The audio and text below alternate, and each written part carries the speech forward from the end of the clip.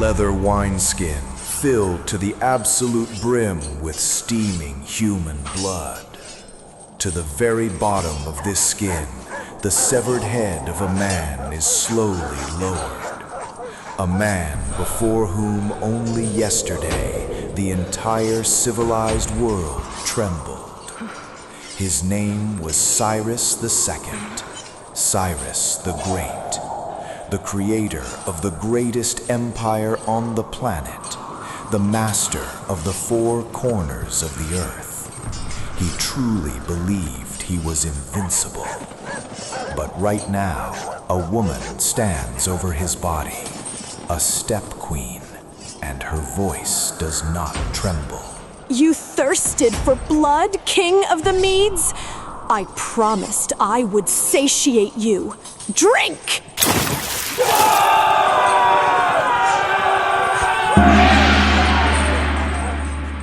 530 BC, the thin, bloody line between civilization and the boundless chaos of the steppes. How did one of the greatest strategists in human history make a fatal, catastrophic mistake by trusting the advice of a captive king? And why did this battle become the most brutal, unforgiving clash of the ancient world? Let's go back a few months to where it all began. By this point, Cyrus the Great had seized everything his eyes could see. Mighty Media had fallen. Ultra-wealthy Lydia was crushed. The towering, legendary walls of Babylon could not save it from Persian engineers. The map of the Achaemenid Empire looked terrifyingly massive. But this colossal war machine had one fatal blind spot: the northeastern frontier. There, beyond the great Jaxartes River, the river Herodotus would call the Araxes, lay the endless sun-scorched steppes of Central Asia, the lands of the Massagetae, a nomadic confederation that built no cities, recognized no kings, and lived strictly by the brutal laws of steppe warfare. Their raids on the Persian satrapies of Bactria and Sogdiana were like hornet stings, sudden, agonizing, and impossible to catch. Cyrus knew the empire could never sleep soundly while a heavily armed nomad roamed his doorstep. But instead of instantly throwing his legions into the terrifying unknown, the aging, battle-worn king decided to play the diplomacy card. He sent envoys to the Massagetae with an unexpected, shocking proposal. Cyrus wanted to marry their ruler, the widowed Queen Tomyris. The great Cyrus, King of Kings, offers you, Tomyris, a place beside him on the throne. Your people will receive the ultimate protection of the empire, and you a place next to the master of the world. A heavy, suffocating silence filled the tent. Tomyris slowly looked at the lavish Persian gifts. Her face held no hint of a smile. She knew exactly how the Persians swallowed neighboring nations. Tell your master I do not want his throne, and I see right through him. He does not want a marriage. He wants my kingdom. Get out. The rejection was treated as a direct declaration of war. The massive Persian war machine marched to the river. A colossal engineering operation began. Thousands of slaves built pontoon bridges and erected war towers on massive boats to ferry the heavy cavalry and infantry across. Right then, out of the dust of the opposite bank, a lone nomadic rider approached the Persian engineers. He carried a final, chilling message from the queen, a challenge that left the Persian generals utterly stunned. King of the Persians, stop this. You cannot know if this will truly profit you. Rule your own people, and leave us to rule ours. But if you so desperately crave battle, fine. Stop building bridges. We will march 3 days' journey away from the river into our lands, and you can cross unhindered. Or you step back, and we will fight you on your side. Cyrus immediately gathered his war council. The best military minds of the empire were in that tent. The question was brutal. Do they fight on their own territory or cross the river into the terrifying unknown of the vast steppe? My king, we must lure them here. On our ground, we have supply lines. We can pin them between the river and our strongholds. Going into their scorched, barren steppe is pure madness. Yes, he is right. We cannot cross. Trap them here. Every single general agreed. Let the nomads cross. But at that exact moment, a man stepped out from the shadows of the tent. A man whose very presence here was a living tragedy. Croesus, the former king of Lydia, whom Cyrus had utterly conquered but spared, turning him into a personal advisor. My king, if I may, I promise to serve you faithfully because you spared my life, and I will tell you what your generals fail to see. If you let the Massagetae onto your land and they win, your empire is finished. They will rip through your satrapies. But even if you defeat them here, what do you actually gain? You destroy a vanguard, but you cannot conquer their lands because they will simply vanish into the endless horizon. And what is your move, Croesus? Cross the river. Push forward. Understand this. The Massagetae are barbarians. They do not know Persian luxury.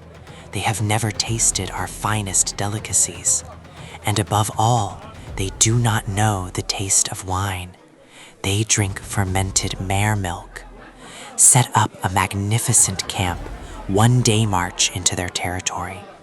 Leave tables overflowing with food and barrels of pure, undiluted wine. Guard it with your weakest, most useless troops, and you, with your finest warriors, vanish into the night. Cyrus looked at Croesus, the old conqueror who had always won through sheer force and military genius, decided to trust deception this time. The next day, the Persian army crossed the bridges. The trap was sprung. Croesus' plan worked with terrifying, lethal precision. The moment the Persian army staged their tactical retreat, the vanguard of the Massagetae appeared on the horizon, a third of their entire military force. Leading them was the young, hot-blooded Prince Spargapeses, the son of Queen Tomyris. The nomads instantly charged the camp, ruthlessly slaughtering the weak Persian rearguard. The entire camp fell into their hands. And right there, the nomads faced something they had never imagined. Roasted meats, exotic sweets, and massive jars of a strange dark red liquid. Spargapeses and his warriors, drunk on their effortless victory, threw themselves at the tables. They drank the wine exactly like water, gulping down massive, undiluted amounts. Prince, this drink, it burns like fire! The Persians are cowards! They fled and left us the nectar of the gods! To your victory! Drink up! The Persians are nothing! The steppe feast tonight! Within hours, the camp became a field of unresponsive, comatose bodies. The warriors, entirely unaccustomed to alcohol, simply passed out, losing all situational awareness. They posted no cards. They did not hear how out of the dead night, completely silent like shadows, the Persian elite units began to emerge. Leading the assault was Cyrus the Great himself. This was not a battle. This was an execution. The sleeping, completely confused nomads were butchered right on their carpets. Thousands of Massagetae died in mere minutes without ever drawing their swords. The young Prince Spargapes was bound and thrown at the feet of the Persian king. The first blood belonged to Persia. But Cyrus had no idea what kind of demon he had just awakened. When the news of the massacre and her son's capture reached Tomyris, witnesses said her face turned to stone, There was no fear in her, only the all-consuming wild rage of a mother whose most precious treasure had been ripped away. She sends Cyrus one final, devastating message. Bloodthirsty Cyrus, do not pride yourself on this victory.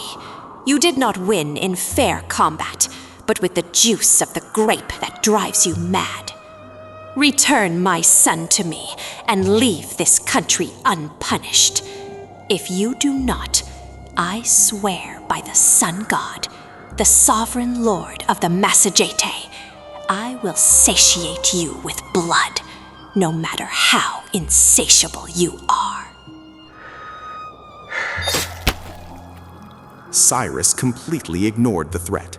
Meanwhile, in the Persian camp, Prince Spargapises was slowly clearing his head from the wine. The moment his hands were temporarily freed, at his own request, the crushing weight of dishonor hit him. He, a royal prince, had destroyed a third of his mother's army through his own idiotic drunkenness.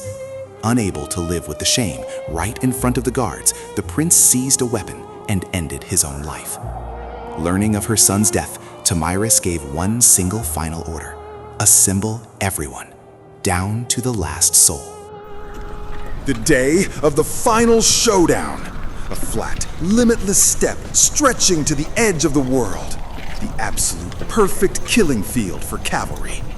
Two titanic armies stood frozen, staring at each other. On one side, the iron monolithic ranks of Persia. In the dead center, the elite immortals with their massive woven spara shields. On the flanks, the heavy Achaemenid cavalry locked in bronze scale armor. Utter discipline, absolute silence. On the other side, a literal ocean of Massagetae. Nomadic horse archers constantly swirling, creating a living chaotic barrier. And behind them, the iron core of the steppe, the cataphracts. Men and horses encased in solid copper and bronze, wielding long lances and the terrifying battle axes, the Sagaris. Herodotus would write, of all the battles fought by barbarians, this was the most brutal. The battle opened without a single maneuver. Phase 1, the ranged duel. The Massagetae unleashed their horses into a full gallop, spinning in their legendary cavalry circle. A continuous black rain of bronze and iron arrows pulverized the Persian lines. The Persian infantry held their shield wall, firing back with terrifying force. The sky went completely black. The air screamed with the sound of feathers. Neither side could advance a single inch. Shields shattered, horses collapsed, but nobody broke. This slaughter continued for hours until the quivers of both armies were entirely empty. The steppe was carpets of arrows. And then a suffocating, terrifying silence fell before the storm. Tomyris raised her blade and pointed forward. Phase 2, the crunch. The iron fist of the Massagetae heavy cataphracts slammed into the center of the Persian defense at maximum speed. It was a meat grinder. The heavy cataphracts literally impaled the Persian spara shields with their lances, tearing deep into the ranks of the immortals. The battle instantly shattered into thousands of bloody, isolated hand-to-hand brawls. Short swords and the Sagaris, the nomadic battle axes, proved to be a weapon of pure nightmare. They split Persian leather and bronze armor with ease, crushing skulls to splinters. Hold the line. Do not retreat. The Massagetae fought with the fury of the damned. Behind them, deep in the steppe, were their families, their freedom. The Persians held on, sheer iron discipline, and the myth of their king. Cyrus the Great was in the absolute thick of the slaughter, his personal guard repelling wave after wave. But the mobility of the nomads began to suffocate them. Phase 3, the encirclement. The light nomadic cavalry bypassed the Persian flanks, tightening the noose. The Achaemenid army was pinned against a dead end, a massive bend in the river. Space for maneuver vanished. And in that suffocating tight crush, under the relentless storm of Sagaris' axes, Cyrus the Great fell. The moment the news of his death ripped through the lines, the Persian monolith shattered. Discipline dissolved into pure terror. The grand Achaemenid army, which had never known defeat, turned into a fleeing, panicked mob. The nomads hunted and butchered them all the way to the water. Only a tiny fraction managed to cross back and survive. Nearly the entire Persian army, tens of thousands of elite troops, remained rotting in the steppe. The battle was over. Evening fell. The sun stained the steppe in deep crimson, matching the blood-soaked earth. By Tomyris' command, among the mountains of corpses, the nomads searched for one specific body. Finally, the Persian king was found. His armor shattered, his face pale. The queen stood over her enemy. At her feet, they dropped a leather wineskin filled with the blood of fallen Persian soldiers. The ruler of the nomads knelt. You destroyed my son with trickery. You took everything from me. But I am alive, and I have defeated you in fair combat. I promised Cyrus I would satiate you with blood. Drink.